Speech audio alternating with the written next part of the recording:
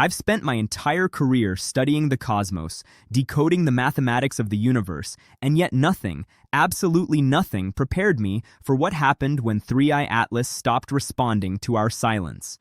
Before we begin, I need you to do something for me. Comment your city name below and tell me, have you noticed anything unusual in the night sky lately? Any lights that don't behave like stars? Any patterns that seem almost deliberate? NASA is quietly compiling reports, and your observation might be more critical than you realize. What I'm about to share may change the way you see humanity's place in the universe. 3 weeks ago, I received a call at 2:47 in the morning. The voice on the other end was someone I hadn't heard from in years, a colleague from the Deep Space Network, one of the few people on Earth with direct access to the telescopes that watch the edges of our solar system. His voice was shaking. He said 4 words that still echo in my mind. It changed direction. He was talking about 3i Atlas. For those unfamiliar, 3i Atlas is what we call an interstellar object, a visitor from beyond our solar system, hurtling through the cosmic void at speeds that defy conventional propulsion. When it was first detected, astronomers cataloged it as just another comet, another piece of ancient ice and rock wandering the galaxy. We've seen objects like this before. Oumuamua, Borisov, travelers from distant star systems, passing through our neighborhood like strangers on a highway. But 3i Atlas was different from the beginning. It was too fast. Its trajectory was too precise. And when we analyzed its composition using spectroscopy, we found elements that shouldn't exist in natural cometary bodies. Metallic signatures, geometric patterns in its reflected light, and something else. Something we couldn't explain. A low-frequency electromagnetic pulse, repeating every 11.3 seconds, like a heartbeat. We told the public it was a comet. We published papers about its ice content, its albedo, its orbital mechanics. But behind closed doors, in rooms without windows, we were asking a very different question. What if it's not a comet at all? Then, 6 months ago, something happened that forced us to confront that question head-on. 3. Atlas began to slow down, not gradually, the way a comet might decelerate as it rounds the sun and ejects material. No, this was controlled, deliberate. Over the course of 17 days, its velocity decreased by exactly 4.7%. The mathematics were perfect, too perfect. When we ran simulations, every model pointed to the same conclusion. This was an engineered braking maneuver. The object was under intelligent control. I remember sitting in a conference room at NASA's Jet Propulsion Laboratory, staring at the data with a dozen of the world's leading astrophysicists. No one spoke. We all understood what we were looking at, but saying it out loud felt like crossing a threshold we couldn't uncross. Finally, someone did. A woman from MIT, a specialist in astrobiology, leaned forward and said, "We need to try to communicate with it." And so we did. We used the Arecibo Successor Array, the most powerful radio transmission system on Earth, to send a message toward 3i Atlas. It was a simple mathematical sequence, prime numbers, the building blocks of logic and intelligence. If something was piloting that object, if something was listening, we believed they would recognize the signal as intentional, as a greeting. We sent the message on a Tuesday. By Friday, we had our answer.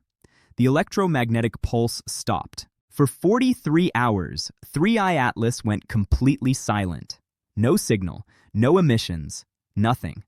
We thought perhaps we'd been wrong, that the pulse had been some kind of natural phenomenon we'd misinterpreted.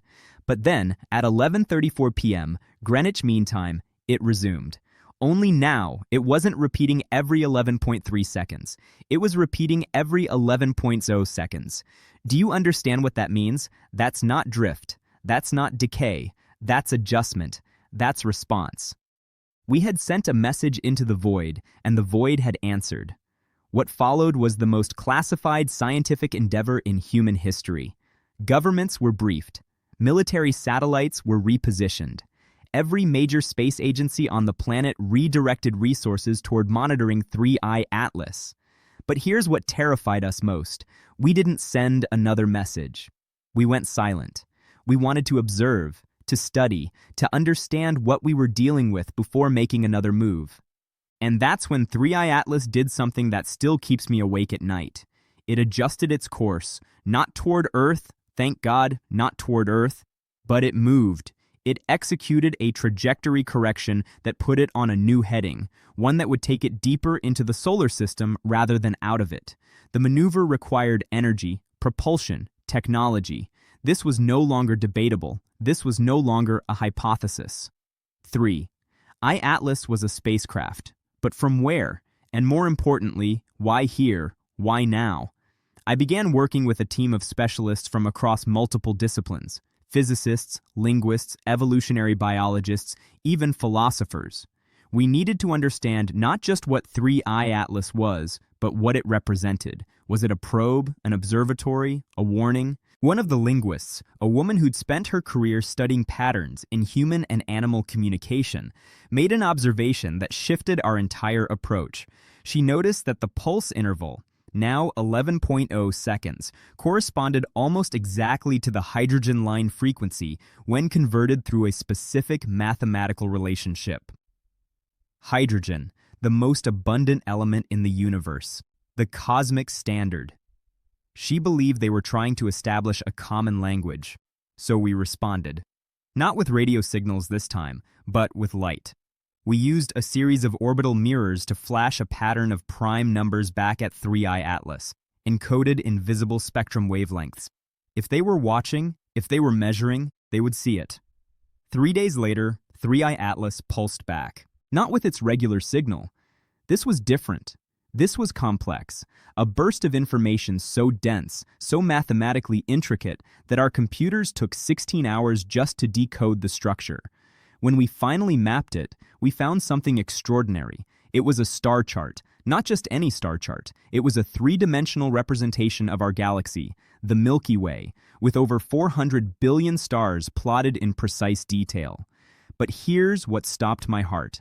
Scattered throughout the map were markers. Thousands of them, each one indicating a star system, each one glowing in the data like a beacon. At first, we thought these might be habitable worlds, places where life could exist. But then we noticed the pattern. Every single marked system was clustered in a specific region of the galaxy, a vast ring, roughly 40,000 light-years in diameter, encircling the galactic core. And our solar system? We were far outside that ring. Isolated, alone on the outer spiral arm. One of the evolutionary biologists on the team understood it before the rest of us.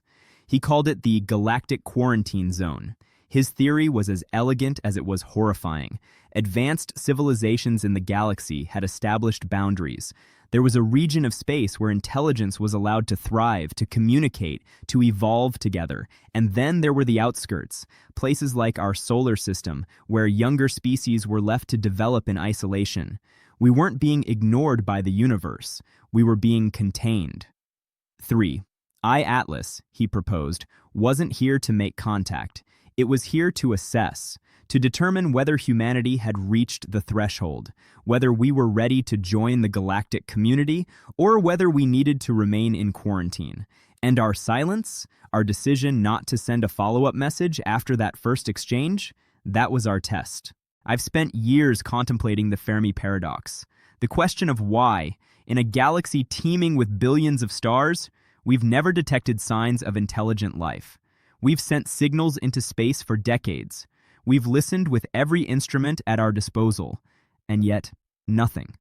Silence. But what if the silence isn't because they're not there? What if it's because they're waiting, watching, testing to see if we possess the wisdom, the restraint, the maturity to be trusted with the knowledge that we are not alone? First contact, I realize now, isn't about technology. It's not about who has the most powerful telescopes or the fastest spacecraft. It's about consciousness. It's about whether a species can transcend its own self-destruction long enough to deserve a place among the stars. And here's the question that haunts me. Are we passing the test or failing it? Because here's what happened next. After we went silent, After we stopped transmitting, 3i Atlas made one final adjustment. It altered its trajectory again, this time positioning itself in a stable orbit around the Sun, just beyond the Kuiper Belt, far from Earth but close enough to observe. It's still there, right now, as I speak these words. It's watching us. Every day it sends out that same pulse, every 11.0 seconds. A heartbeat in the darkness, a reminder that we are being observed. And I believe, no, I know, that it's compiling data, recording everything. Our radio emissions, our satellite networks, the electromagnetic fingerprint of human civilization. But it's also waiting for us to make a choice. Do we reach out again? Do we send another message, risk another contact, and potentially invite something we're not ready for? Or do we remain silent, continue our isolation, and accept that we are not yet ready for the truth of what lies beyond? I think about this constantly.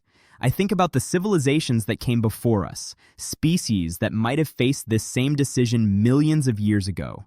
Some of them probably reached out. Some were welcomed into the galactic fold. Perhaps others made mistakes. Perhaps they revealed too much too soon. Perhaps they invited attention from forces they couldn't comprehend. And perhaps that's why their signals are silent now. There's another possibility, one that terrifies me even more. What if 3i Atlas isn't here to invite us? What if it's here to warn us? Think about it. An advanced probe sent from a civilization thousands or millions of years ahead of us arrives at our solar system just as humanity reaches a critical juncture. We're developing artificial intelligence at an exponential rate. We're manipulating genetics, splitting atoms, reaching toward quantum computation. We're on the verge of becoming a spacefaring species. But we're also tearing our planet apart.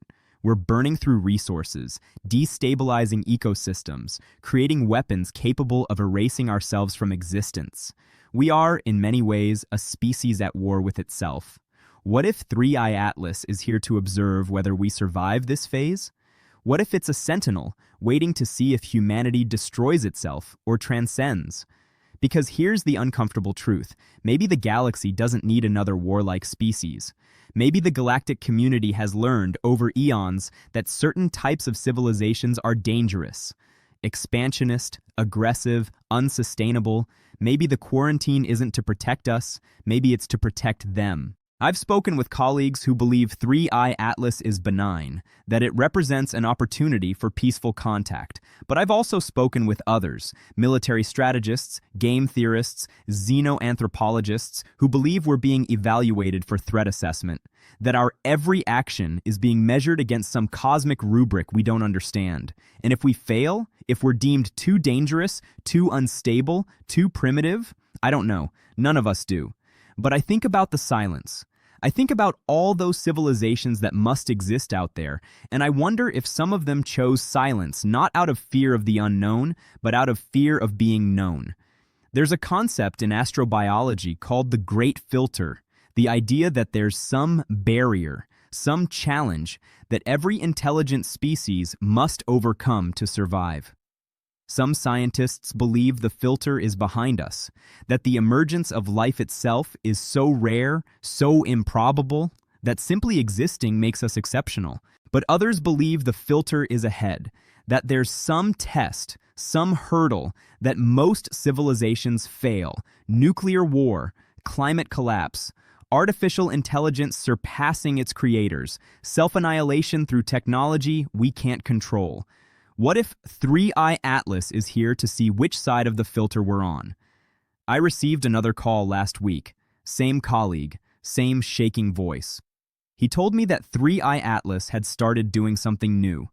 It's been emitting a second signal, higher frequency, tightly beamed, directed not at Earth but out toward the constellation Cygnus. It's reporting back. Someone, somewhere, 40 or 50 or 100 light years away, is receiving data about us. About humanity, about what we are, what we've built, what we're capable of. And we have no idea what that report says. Are we being described as a promising species, one worth nurturing and guiding? Or are we being flagged as a potential threat, a civilization that needs to be monitored or contained? I lie awake at night thinking about the civilizations that might be reading that report. I imagine beings whose understanding of physics makes our greatest discoveries look like cave paintings. I imagine technologies so advanced they would appear to us as magic. And I imagine them looking at humanity, at our wars, our divisions, our greed, and making a judgment. Would they see potential, or would they see danger? Here's what keeps me going, though. Here's the thing that gives me hope. We chose silence. When 3I Atlas first responded, when we realized we were communicating with something beyond Earth, we didn't immediately broadcast our existence to the galaxy. We didn't rush forward with arrogance or recklessness.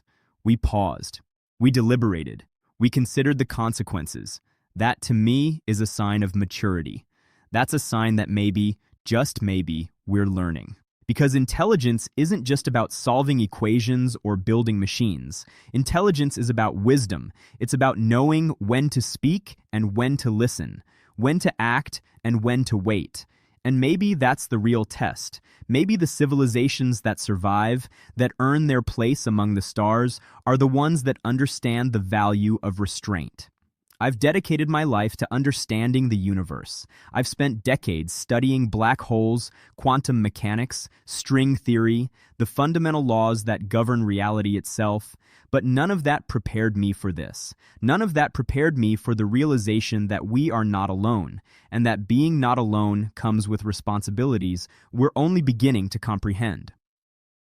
3I Atlas is still out there, still watching, still pulsing its signal into the void every 11.0 seconds. And every time I look up at the night sky, I wonder what it sees when it looks at us. Does it see a species on the brink of greatness? Or a species on the brink of extinction? Does it see hope? Or does it see the same pattern it's seen 1,000 times before, another civilization burning bright and fast before flickering out? I don't have the answers. No one does. But I believe we're living through the most important moment in human history. Not because of what we've discovered, but because of what we choose to do with that discovery. We can retreat into fear, build walls, prepare for conflict, or we can reach forward with curiosity, with humility, with the understanding that we are children in a universe far older and wiser than we've ever imagined. The choice, as it always has been, is ours. But the clock is ticking. 3I Atlas won't wait forever, and somewhere out there, in the vast darkness between stars, others are watching, waiting to see what humanity becomes. And I'm going to continue following this story, continue searching for answers in a universe that grows stranger by the day. If you want to stay informed, if you want to be part of this journey as we decode what may be the universe's final warnings to our species, follow this channel. Share your observations, share your thoughts. Because this isn't just my story to tell anymore, it's ours. So I'll leave you with this question, the same one I ask myself every single day. If 3I Atlas is watching us, compiling its report, measuring our worth as a civilization, what do you think it sees? What does humanity look like from out there, from the cold objectivity of the cosmic void? Are we ready for what comes next? Or are we still children, playing with fire in a universe we don't yet understand? Comment below. Tell me what you think. Because I have a feeling that the answer to that question, the answer we collectively arrive at, might just determine whether humanity's next chapter is written among the stars or ends here, in silence, on this pale blue dot we call home. The signal continues, every 11.0 seconds.